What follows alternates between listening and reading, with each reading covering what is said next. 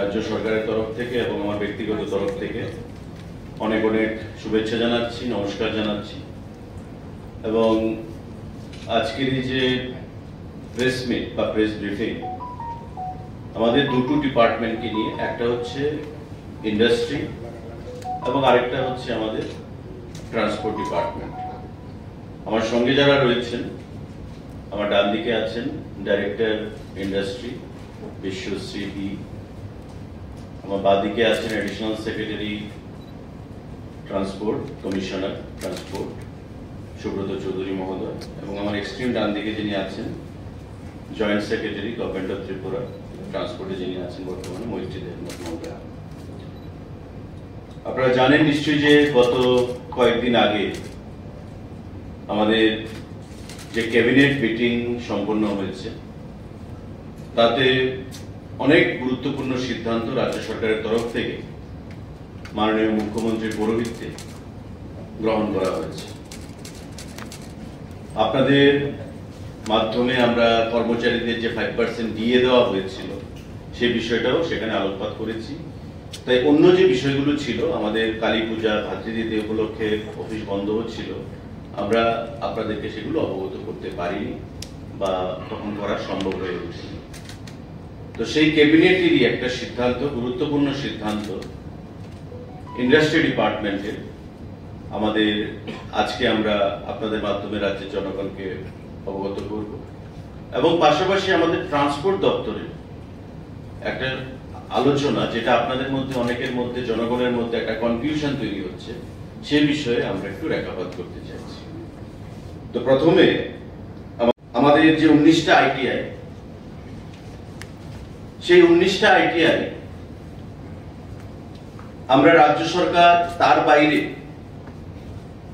Total 13,000 square feet area, এই 19টা ITI এর মধ্যে আমরা পরিকাঠামো তৈরি করে দেব টাটাকে। এবং এই নতুন পরিকাঠামো তৈরি করতে যে খরচের কথা আমি বললাম, অ্যামাউন্টের কথা আমি বললাম, যে 40% of the total expenditure will be borne out by Government of India, Government of Tripura, and 86% will be contributed by Tata Technology. তার বাইরেও আমাদের আরো প্রায় 109 কোটি 6 লক্ষ টাকা আমাদের এডিশনাল খরচ করতে হবে। কি পারপাসে? 13,000 স্কয়ার ফিট যে এলাকা 19টা আইটিআই এর মধ্যে আমরা করব, টোটাল 13,000 স্কয়ার ফিট এলাকাকে পরিকাঠামোগত উন্নয়ন করা হবে, যাতে এই যে নতুন মেশিন বসবে, অত্যাধুনিক টেকনোলজি নিয়ে আমাদের ক্লাস হবে, নতুন নতুন ডিসিপ্লিন বা সাবজেক্টের উপর সেখানে ছাত্রদেরকে ট্রেনিং প্রদান করা হবে, ভোকেশনাল ট্রেনিং। এই যে পরিবেশ তৈরি করে দিতে হবে বা পরিকাঠামো তৈরি করে দিতে হবে টাটাকে টোটাল 13,000 স্কয়ার ফিটের উপর। তার জন্য রাজ্য সরকার নাবার্ড থেকে লোন নিয়ে এই খরচ করবে। এবং আমরা আশা করতে পারি যে আগামী 5 বছরে ফেজ ম্যানারে এই যে 19টা আইটিআই আমাদের ত্রিপুরা রাজ্যে রয়েছে, যে আইটিআই থেকে ছাত্র ছাত্রীরা বিভিন্ন ভোকেশনাল ট্রেনিং কোর্সে স্কিলড হয়ে তারা বের হয়, তাদের যে জ্ঞান গরিমা বা তাদের যে নলেজ, সেই ক্ষেত্রে আরো অনেকটা বৃদ্ধি পাবে। এবং যে ডিসিপ্লিনগুলোতে তাদের ক্লাস করানো হবে, আমাদের যেমন production design technician, product verification technician, additive manufacturing technician, automation technician, CAM technician, automotive mechanic, robot operator and programmer, electric vehicle machine mechanic, plumber, IoT technician, painter, CNG operator and programmer। এগুলো হচ্ছে আজকের দিনে সারা দেশে আমাদের বর্তমানে যে coaching হচ্ছে ITI গুলোতে, তার বাইরে এই কোর্সগুলোতে প্রচুর ডিমান্ড, বা এই কোর্সগুলো করার পর ছাত্র ছাত্রীদের, ছেলে মেয়েদের, তারা যে নলেজ তারা সংগ্রহ করে, তার মাধ্যমে সারা দেশে তারা প্রতিষ্ঠিত হতে পারবে বিভিন্ন সংস্থার মধ্যে তাদের প্লেসমেন্টের মাধ্যমে। টাটা সেই জিনিসটাতে আমাদেরকে সহযোগিতা করবে, যাতে তারা বিভিন্ন জায়গায় সারা দেশে বিভিন্ন কোম্পানিতে তাদের প্লেসমেন্ট করা যায়। এবং সেই দিশায় মাথায় রেখে আমাদের স্টার্টআপ, আমাদের প্রাইভেট যে সংস্থাগুলোতে বা অর্গানাইজেশনগুলোতে যে প্লেসমেন্ট, সে কথা মাথায় রেখে এবং কোয়ালিটি এডুকেশন, টেকনিক্যাল সাইডে আমাদের কেন্দ্রীয় সরকার যেটা চাইছে, আমাদের রাজ্য সরকার ইন্ডাস্ট্রি ডিপার্টমেন্টে স্কিল ডেভেলপমেন্টেরও সেখানে আপনারা জানেন যে অনেক ট্রেনিং প্রদান করা হয় ছেলে মেয়েদেরকে, সেখানে নিজের পায়ে দাঁড়া করানোর জন্য, তাদের বুনিয়াদকে শক্তিশালী করার জন্য। সে বিষয়ে টাটা টেকনোলজি এবং ত্রিপুরা সরকার ইন্ডাস্ট্রি ডিপার্টমেন্ট সেই সিদ্ধান্ত গ্রহণ করেছে এবং মাননীয় মুখ্যমন্ত্রীর উপস্থিতিতে আমাদের আগামী কয়েকদিনের মধ্যে, নেক্সট উইকে, সেই মেমোরেন্ডাম অফ আন্ডারস্ট্যান্ডিং সেখানে হস্তাক্ষর করা হবে। এই হচ্ছে ইন্ডাস্ট্রি ডিপার্টমেন্টের আমাদের যে সিদ্ধান্ত, টাটা টেকনোলজির সঙ্গে কোলাবোরেশন বিভিন্ন আইটিআই গুলোর মাধ্যমে, সেই বিষয়ে আপনাদেরকে আমরা উত্থাপিত করলাম। উড়ান স্কিম বলা হচ্ছে যে ডাবল ইঞ্জিন সরকার আগরতলা উড়ান স্কিম থেকে বঞ্চিত। Udan comes under RCS, regional connectivity scheme, যেটা ভারতবর্ষের সরকার 2016 সালে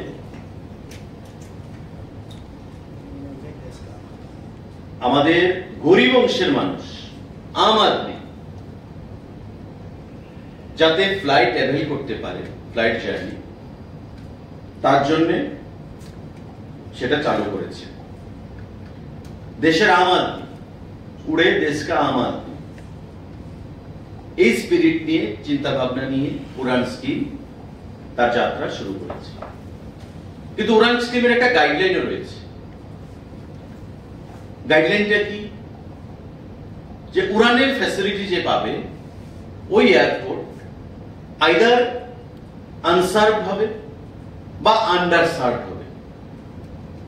মানে আমি আগরতলা থেকে কলকাতা যাব, এখন বলছে কি যে আগরতলা কলকাতায় উড়ানের ফ্যাসিলিটি থেকে বঞ্চিত রাজ্যের জনগণ। ডাবল ইঞ্জিনের সরকার, প্রশাসন নির্বিকার, হয়তো নিউজে। আসলে Agartala airport to Kolkata airport, end to end. তবে আইদার আগরতলাকে আন্ডার সার্ভ হতে হবে বা আনসার্ভ হতে হবে, অথবা কলকাতা এয়ারপোর্টকে আন্ডার সার্ভ হতে হবে বা আনসার্ভ হতে হবে। তো আগরতলা বা কলকাতার মধ্যে কোনো এয়ারপোর্টে তো আন্ডার সার্ভ নয় বা আনসার্ভ নয়। আন্ডার সার্ভ মানে যেখানে প্রতিদিন একটা বিমান চলে, আর আনসার্ভ মানে যেখানে প্রতিদিন কোনো বিমানই চলে না। তো যেখানে কোনোদিন প্রতি বিমান চলে না মানে আনসার্ভ, তাকে সার্ভিসই দেওয়া হয়নি, তারা উড়ান স্কিমের আন্ডারে আসবে। এবং ভারতবর্ষে এমন অজস্র অনেক শত শত এয়ারপোর্ট ছিল যেগুলো আনসার্ভ এবং আন্ডার সার্ভ। আম আদমি সেই ফ্যাসিলিটি গ্রহণ করেছে। তো স্বাভাবিকভাবে আগরতলা আমাদের প্রতিদিন 16টা ফ্লাইট ওঠানামা করছে। খুব শীঘ্রই আমাদের 220 সিটের আরো একটা ইন্ডিগো এয়ারবাস 220 সিটের আগামী 16 তারিখ ডিসেম্বর মাসে তার যাত্রা শুরু করবে। অর্থাৎ ডিসেম্বরের 16 থেকে আরেকটা এয়ারবাস 220 সিটের এখানে অ্যাড হচ্ছে। তার বাইরে প্রতিদিন আমাদের 16টা এয়ারক্রাফট উঠানামা করছে আগরতলা থেকে। তো আইদার এটা মানে neither it comes under unserved nor underserved। যে এয়ারপোর্ট থেকে প্রতিদিন 16টা বিমান উঠানামা করে সেটা আন্ডারসার্ভড হতে পারে না বা আনসার্ভড হতে পারে না। আর কলকাতার কথা তো আমি তো ছেড়েই দিলাম, এটা তো ইন্টারন্যাশনাল এয়ারপোর্ট, প্রতিদিন কয়েকশো বিমান ওঠানামা করছে। তো কি করে উড়ান হবে? তাই মানুষের মধ্যে একটা বিভ্রান্তি যে আমাদেরকে হয়তো আমাদের কেন্দ্রীয় সরকার বঞ্চনা করছে বা রাজ্য সরকার হয়তো কোনো ব্যবস্থা গ্রহণ করছে না, যেটা সঠিক নয়। গতকালও আপনারা দেখেছেন ডোনার মিনিস্টার আমাদের কমিউনিকেশন মিনিস্টার জ্যোতিরাদিত্য সিন্ধিয়া সাহেব পরিষ্কারভাবে বলে গেছেন, উনি সিভিল এভিয়েশন দপ্তরে ছিলেন, পরিষ্কার ভাষায় বলে গেছেন যে ডাবল ইঞ্জিনের যে গতি, তার মাত্রা বা তীব্রতা ত্রিপুরা রাজ্যে আমরা সবাই অনুভূত করছি। আমাদের প্রত্যেকের অনুভূতি আছে। আমাদের এয়ারপোর্ট কি ছিল, আজকে কি হয়েছে।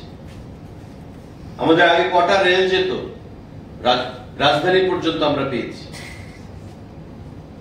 কাঞ্চনজঙ্ঘা আমরা পেয়েছি, আগরতলা টু মুম্বাই লোকমান্য তিলক আমরা পেয়েছি, কিষান রেল আমরা পেয়েছি, তেজস আমরা পেয়েছি, সাবরুম পর্যন্ত আমাদের